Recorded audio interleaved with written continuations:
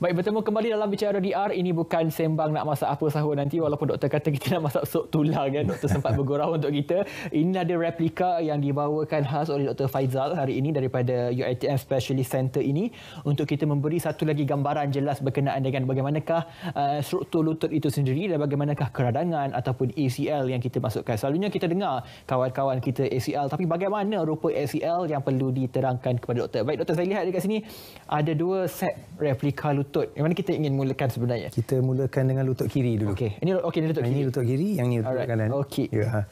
So kalau kita lihat di sini, ini adalah saya agak satu keindahan ciptaan Tuhan.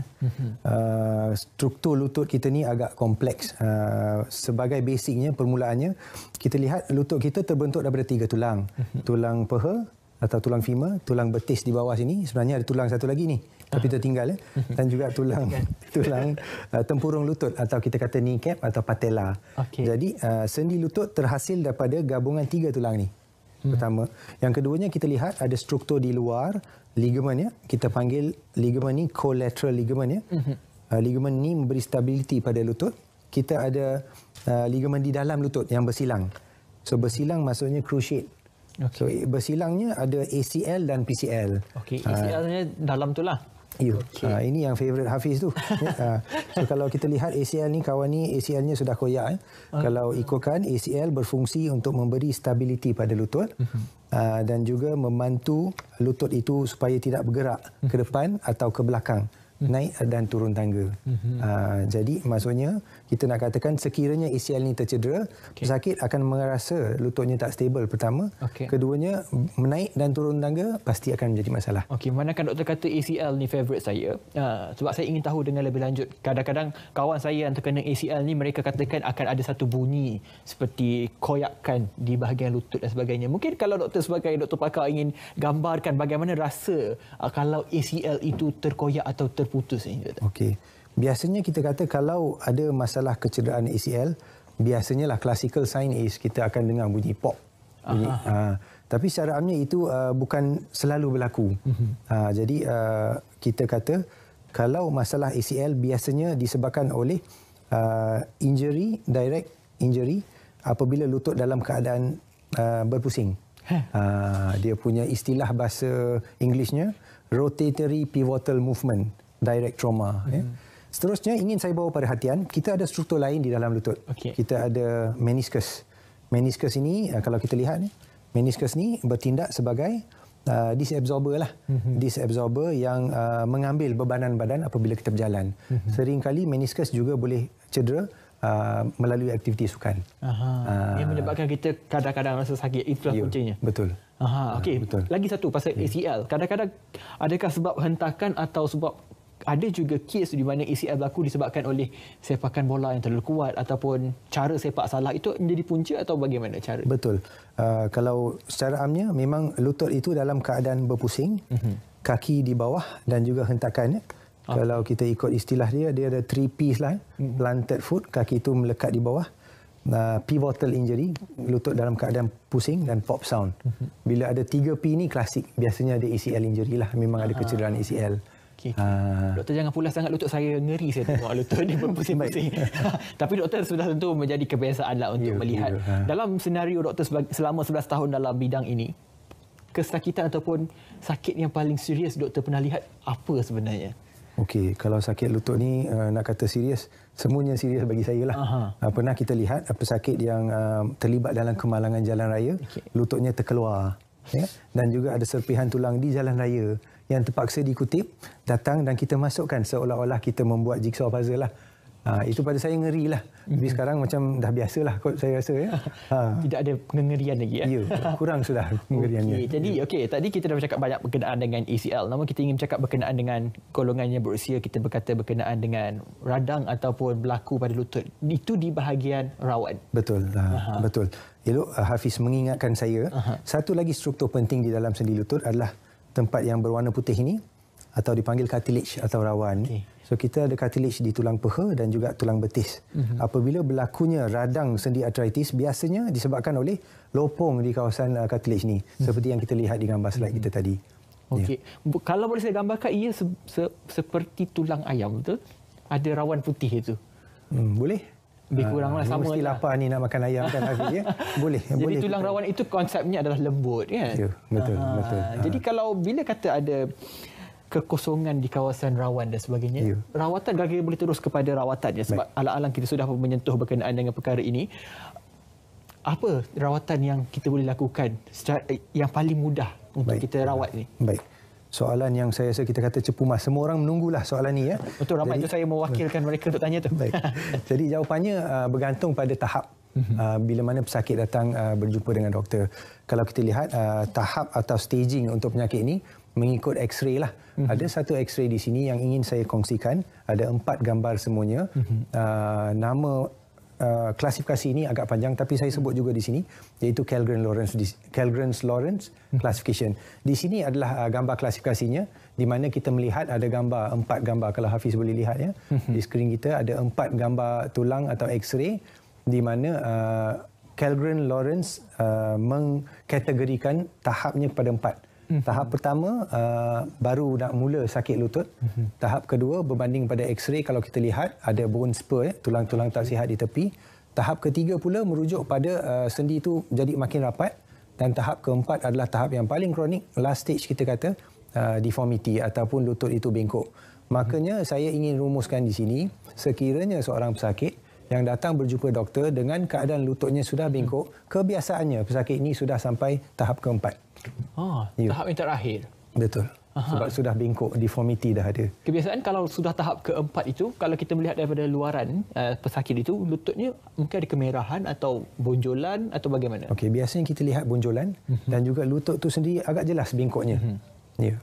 Okey, saya ada melihat ni satu contoh juga pemain bola, misalnya Lionel Messi dan sebagainya. Ada kes di mana saya melihat kepala lutut ini ke kiri atau ke kanan. Saya tidak mengerti bagaimana ia boleh bergerak ke kiri dan ke kanan. Baik. Apa kemungkinannya itu? Okey, secara amnya lutut tu tempurung lutut atau patella ada perjalanan dia sendirilah, laluan dia sendiri. Kalau ingat tadi saya dah sebut tentang kecederaan di mana tempurung lutut tu keluar daripada tempatnya. Patutnya diikut alur jalan yang dah disediakan. Tapi kalau dia keluar, kita panggil namanya dislocation of patella. Maksudnya keadaan tu serius lah. Kita kata lutut tu sudah terkeluar daripada sendinya atau kepala lutut sudah keluar daripada jalannya. Tak normal tu. Ya. So itu jalan terakhir adalah melalui pembedahan. Ya. Sebab mungkin ada juga yang menganggap bahawa rawatan tradisional juga mengurut dan sebagainya. Itu juga salah satu, tapi pembedahan adalah cara yang terbaik untuk kita tunjukkan.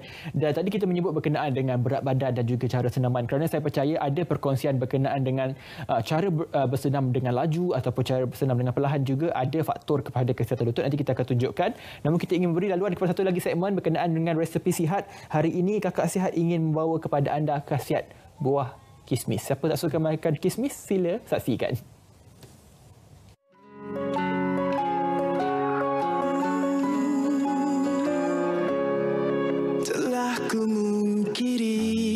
Assalamualaikum akak-akak semua.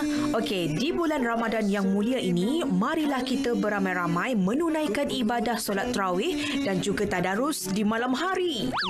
Over lah pula. Okey, baiklah. Minggu ni akak nak ceritakan dekat akak-akak semua mengenai buah kismis. Kismis ialah buah anggur yang dikeringkan.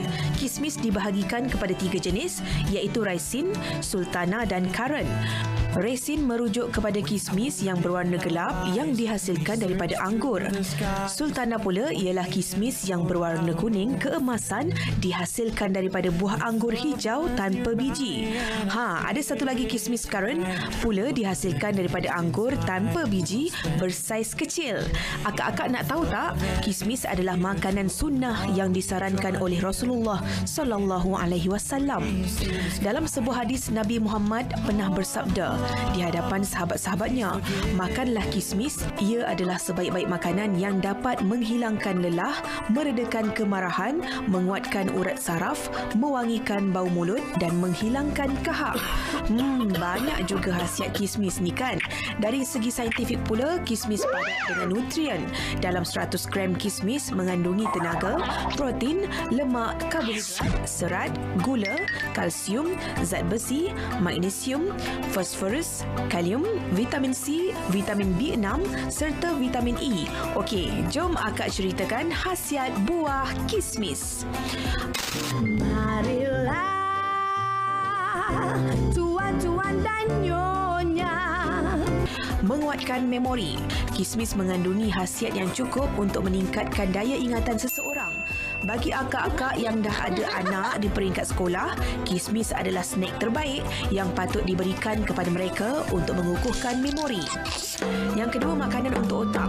Salah satu manfaat kismis yang menarik adalah ia baik untuk kecerdasan minda.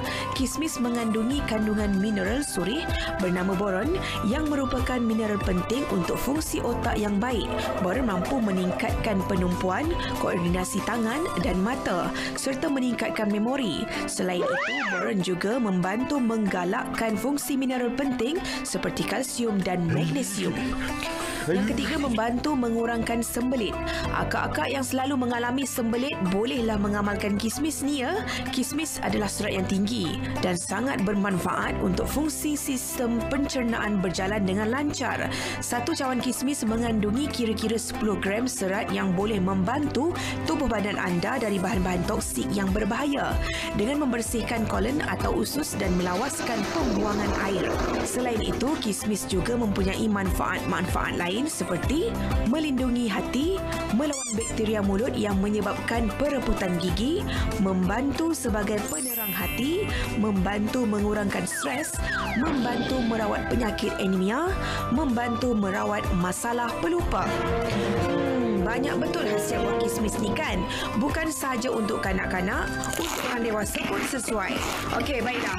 Akhir sekali pesanan akak, walaupun pesanan agak biasa, tapi akak nak bagi tahu juga. Ingat, puasa jangan tak puasa ya. Hafiz dosen ingat tu. Okey, Assalamualaikum. Selamat berpuasa.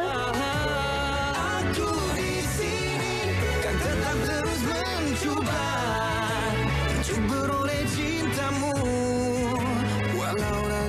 Nakal akak sihat ni, saya tak tahu kenapa anak dia lebam-lebam hujung tu. Mungkin anak dia tak nak makan kismis, mungkin, saya tak pasti. Jadi lepas ni kalau ada kismis dekat kek, jangan tolak dekat tepi ya. Sila makan kerana banyak manfaat untuk kesihatan anda semua. Baik, tadi kita tunjukkan kepada anda replika lutut dan sebagainya. Kita tidak terlalu mengambil masa yang terlalu panjang di situ kerana kita ingin membawa perbincangan seperti saya katakan tadi khusus kepada orang ataupun individu yang mempunyai berat badan berlebihan. Kita percaya bahawa mereka ini juga akan mengalami kesusahan khususnya untuk lutut mereka menanggung beban dan sebagainya. Cara yang terbaik, doktor, untuk mereka yang mempunyai masalah obesiti ini, kita faham dengan keadaan berat badan mereka, bagaimana sebenarnya mereka boleh menjaga kesihatan lutut dengan cara mereka itu sendiri?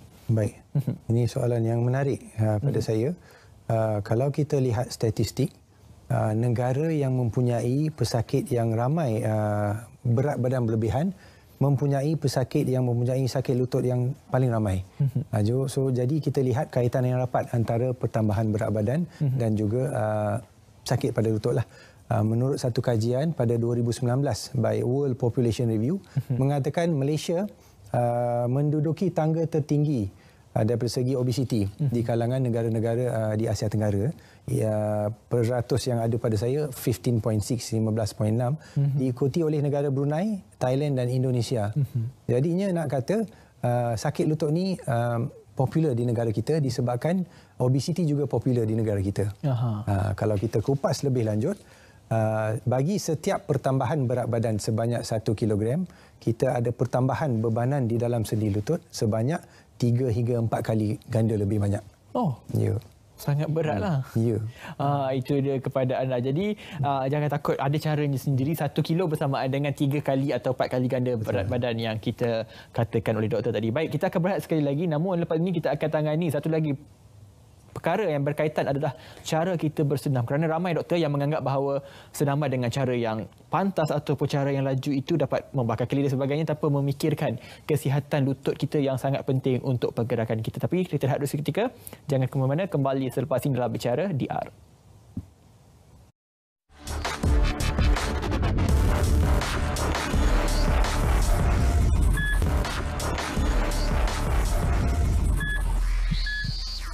Baik, bertemu kembali dalam Bicara DR kepada mereka yang baru saja pulang daripada tarawih dan sebagainya, yang sudah pun menukar channel kepada saluran berita RTM dan juga sedang menonton secara dalam talian di Facebook Berita RTM. Anda sedang menyaksikan Bicara DR dengan tajuknya Tangani Sakit Lutut di Bulan Ramadan bersama dengan Dr. Muhammad Faizal Sikandar, pakar ortopedik UiTM Private Specialist Center UPSC. Kalau kita sebut tentang ortopedik, maka ianya memangnya berkaitan sepenuhnya dengan tulang. Namun hari ini kita fokus kepada sakit lutut di bulan Ramadan akibat mungkin banyak pergerakan dan sebagainya dalam aktiviti ibadah. Mungkin tadi kita banyak bercakap berkenaan dengan struktur lutut dan sebagainya. Kini kita ingin bergerak kepada gaya hidup.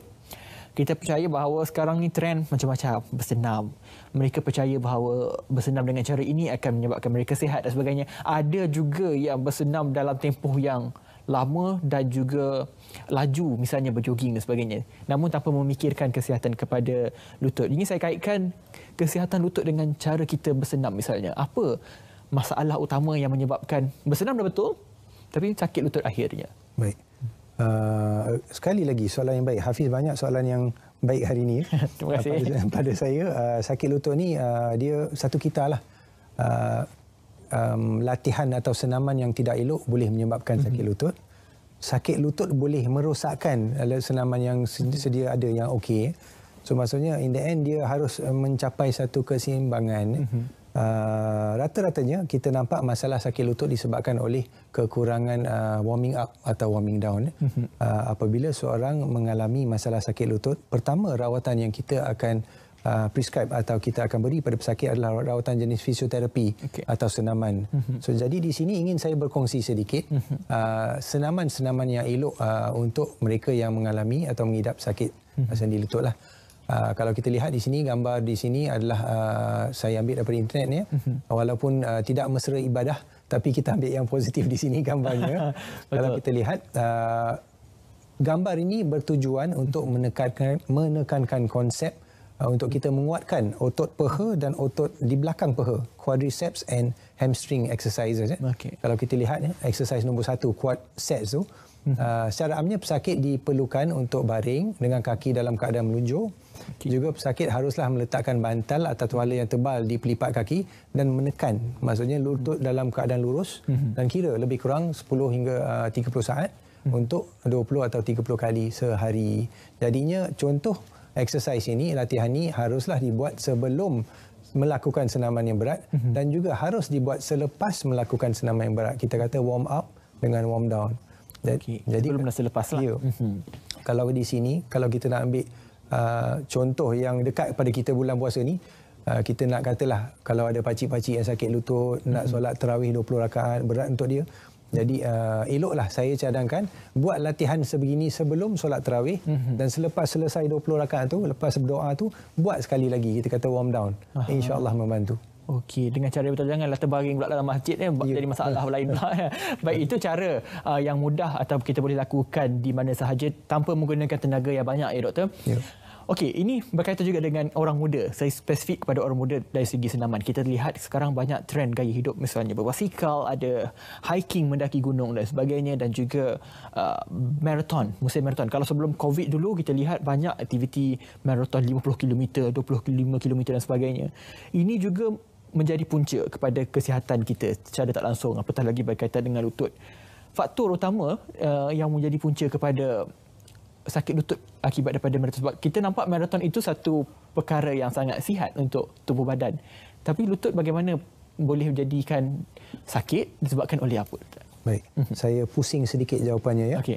Saya mulakan jawapan saya dengan pepatah yang berbunyi, tepuk dada tanya selera. Kalau kita sudah biasa melakukan sesuatu senaman, elok diteruskan, bersyarat sekali lagi kita buat warming up dengan warming down. Pertamalah. Keduanya, kalau kita baru hendak menjinakkan diri dalam suatu aktiviti sukan, banyaknya kita tengok lihat trend sekarang mengikut kawan. Kawan ada basikal, kita pun teringin beli basikal. Jadi secara amnya kita ikut kemampuan kita. Kalau di sini kalau seseorang ingin melakukan aktiviti yang baru tapi takut ada masalah lutut, aktiviti yang sesuai atau cadangan di sini adalah low impact exercises.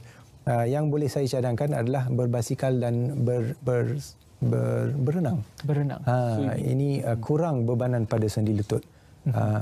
itu salah satu cara untuk kalau seseorang itu ada masalah sakit lutut, maka dua cara ini membantu. Maksudnya memilih sukan yang ada low impact betul, yang bersesuaian. Difahamkan juga disebabkan oleh faktor kasut, permukaan juga menjadi punca, doktor. Betul. Kalau kita ingin berlari, syaratnya sekali lagi adalah kasutnya kena sesuai, bukan tapaknya yang sudah haus. Permukaan haruslah mendatar, bukan permukaan yang incline, yang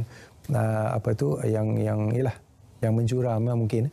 Sebabnya permukaan yang incline tu banyaknya bebanan berlebihan pada ACL dan juga kita punya rawan tadi, cartilage. Ini terpakai juga untuk anda yang bersenam ataupun berlari di atas treadmill, doktor, sebab kadang-kadang nampak treadmill tu permukaannya lembut tapi hakikatnya cara yang salah, maka lutut akan bermasalah. Itu gaya hidup berkaitan dengan senaman yang fizikal. Gaya hidup dari segi pemakanan, kita faham kalau pengambilan kafein yang berlebihan juga sering dikaitkan dengan masalah kereputan tulang dan sebagainya. Namun kalau kita bergerak kepada kesihatan lutut, adakah ia mempunyai kaitan yang langsung dengan pengambilan kafein, doktor? Okey, jawapan yang direct pada soalan itu tidak. Tiada kaitan antara kafein dengan pereputan tulang ataupun masalah pada sendi lutut. Pemakanan secara amnya tidak membantu atau mengurangkan sakit lutut. Cumanya kita kata apabila makanan kita bersesuaian, kita fokus pada mencapai berat badan yang unggul, tidak berlebihan, makanya kesihatan lutut kita boleh dijaga. Itu kaitannya. Kita kembali semula kepada berat badan tadilah berkaitan dengan kesihatan dan sebagainya. Baik, itu gaya hidup. Sekarang kita ingin bergerak pula, doktor, kepada cara rawatan dan sebagainya. Tapi sebelum kita bergerak kepada cara rawatan itu, saya sering melihat kadang-kadang di pasar malam misalnya akan ada orang yang menjual ubat dan sebagainya. Mereka katakan, okey, minyak ini boleh hilangkan sakit lutut dan sebagainya. Adakah itu benar atau bagaimana ceritanya, doktor? Sebab saya melihat ramai orang di luar bandar misalnya percaya akan rawatan-rawatan seperti itu, seperti minyak angin dan sebagainya. Adakah secara luaran itu dah membantu untuk mengurangkan sakit lutut itu? Baik, kita lihat sekarang saya agaklah satu trend yang tidak sihat. Kita ada banyak jenis ubatan di luar yang tidak mempunyai kelulusan Kementerian Kesihatan Malaysia, tidak diakui kesahihannya. Maksudnya kita lihat banyaknya ubat di luar, terutama ubat makan mengandungi steroid yang tidak elok untuk tulang dan juga untuk rawan lutut kita lah. Jadi bercakap tentang ubat sapuan, rata-ratanya pada saya, cadangan saya tiada masalah sebab ianya kita kata external use di luaran. Seeloknya ambillah atau cari ubat yang diluluskan Kementerian Kesihatan. Carilah ubat yang bersesuaian dengan bajet mungkin. Jangan percaya buah mulut atau percakapan orang. Ambillah nasihat daripada doktor yang bertauliah. Itu dia antara pesanan untuk anda yang mungkin percaya kepada masalah ataupun percaya kepada rawatan-rawatan yang tidak ditentusahkan oleh KKM dan sebagainya. Baik, kalau kita bercakap sakit lutut juga, sering kan dikaitkan juga dengan penyakit-penyakit lain yang menyebabkan sakit lutut. Saya tidak berapa mengerti berkenaan dengan terma penyakit lain yang menyumbang kepada sakit lutut. Mungkin doktor boleh jelaskan. Baik, secara amnya kita ada dua keadaan atau dua kategori penyakit radang sendi lutut. Satu kita panggil primary knee osteoarthritis atau sakit sendi lutut yang tiada sebab yang kukuh, biasanya disebabkan oleh usia. Yang keduanya adalah secondary knee osteoarthritis ataupun secondary bersebabkan atau disebabkan oleh faktor-faktor lain atau penyakit lain seperti penyakit rheumatoid arthritis di mana ada masalah pada selaput synovium yang menyebabkan sakit atau radang, juga penyakit lain seperti gouty arthritis gout. Kalau kita salah makan daging, makanan laut, akan terhasilnya serum uric acid kristal dalam sendi lutut yang menyebabkan sakit sendi lutut. Kemudiannya ada juga faktor seperti jangkitan kuman di dalam sendi lutut yang boleh menyebabkan secondary knee osteoarthritis. Itu dia. Kaitan doktor sebut menyebab berkenaan dengan gout dan sebagainya. Baik, doktor, tadi doktor menyebut awal tadi di bahagian sana berkenaan dengan berkaitan dengan pembedahan. Saya percaya bahawa pembedahan itu adalah cara yang terakhir. Betul. Cara terawal saya difahamkan dengan cara fisioterapi. Betul. Dan mungkin pastinya ada banyak lagi cara-cara lain untuk kita merawat. Antaranya, doktor, sebelum kita bergerak kepada pembedahan, apa cara yang lebih mudah selain sebelum kita perlu bergerak kepada tahap yang lebih serius ini? Baik. Secara amnya seperti mana-mana penyakit di dalam bidang ortopedik, rawatan dibagikan kepada dua. Rawatan jenis konservatif yang tidak melibatkan pembedahan, juga rawatan yang bersifat operatif lah, surgical ataupun rawatan pembedahan. Rawatan jenis konservatif juga seterusnya dibagikan kepada rawatan yang memerlukan terapi fizikal ataupun rawatan yang memerlukan pemakanan ubat. Ya. Jadi kalau kita bercakap pasal modaliti ataupun pilihan rawatan tanpa pembedahan untuk sakit sendi lutut, banyak pilihan yang kita ada, Hafiz, sebenarnya. Pertamanya ubat sapuan seperti kita cakap tadi. Ada beberapa jenis ubat sapuan mungkin kita boleh lihat di slide yang mengandungi bahan yang boleh menyerap di dalam sendi lutut untuk membantu ya. Ini antaranya slide seterusnya. Ya, antaranya lah beberapa ubat di pasaran yang elok pada saya. Boleh kita lihat slide seterusnya. Ya, so seterusnya apabila ubat sapuan tidak mengurangkan atau memberi kesan, apabila rawatan terapi fizikal tidak membantu, kita teruskan ataupun doktor akan sarankan supaya kita buat suntikan di dalam sendi lutut. So kalau kita lihat jarum ini menakutkan sebab skrinnya besar. Jadi jarumnya nampak besar lah ya. Tapi hakikatnya tidak begitu sakit prosedur ini. Biasanya suntikan di dalam sendi lutut dilakukan di klinik. Jadi kita bercakap tentang suntikan lutut. Secara amnya ada dua jenis ubat yang digunakan. Pertamanya adalah jenis steroid. Keduanya adalah jenis HA atau hyaluronic gel. Berbuih mulut saya nak sebut punya. Hyaluronic acid ya. Jadi hyaluronic acid atau steroid biasanya digunakan.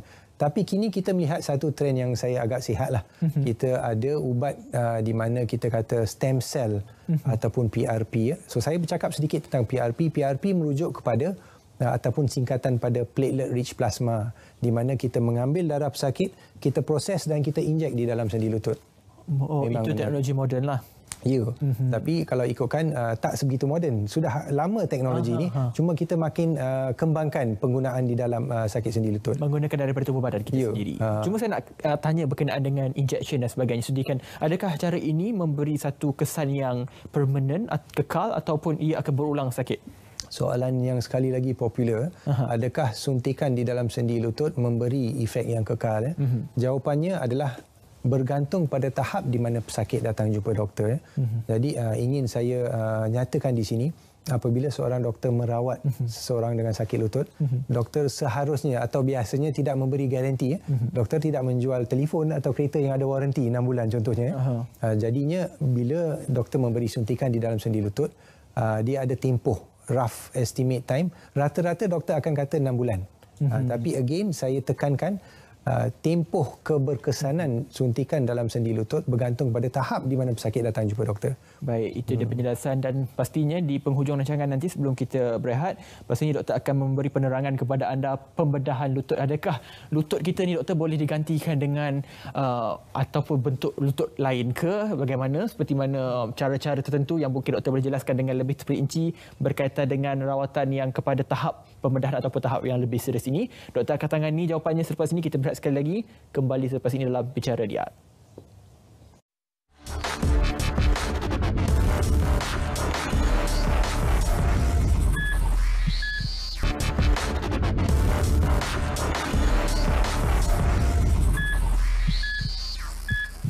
Baik, berbaki beberapa minit sahaja lagi sebelum kita mengakhiri perbincangan berkenaan dengan kesihatan lutut di bulan Ramadan, dan pastinya di minit terakhir ni kita ingin membawa kepada anda bagaimanakah pembedahan dilakukan ini. Saya fikir pembedahan inilah pada tahap yang lebih serius. Mungkin doktor boleh ceritakan sepanjang pengalaman dalam bidang ini. Pembedahan lutut ini bagaimana sebenarnya ianya dilakukan, doktor? Baik.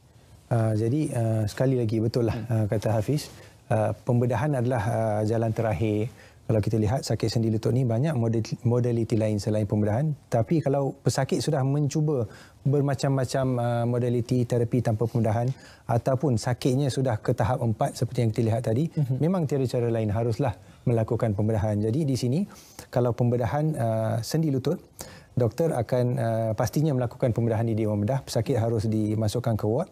Bukaan atau kita kata skin incision adalah sepanjang tulang patella, tulang tempurung lutut, dan tulang itu disisih ke tepi ya. Dan kemudian biasanya ini lutut yang tidak rosak lah ya.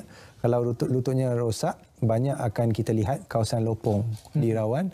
Kawasan ini akan di shave off, akan dikikis, dikeluarkan dan diletak besi. Besi ini kekal, titanium ya, besinya mahal. Lepas tu kita buang struktur di dalam sini, kita letak besi satu lagi di sini.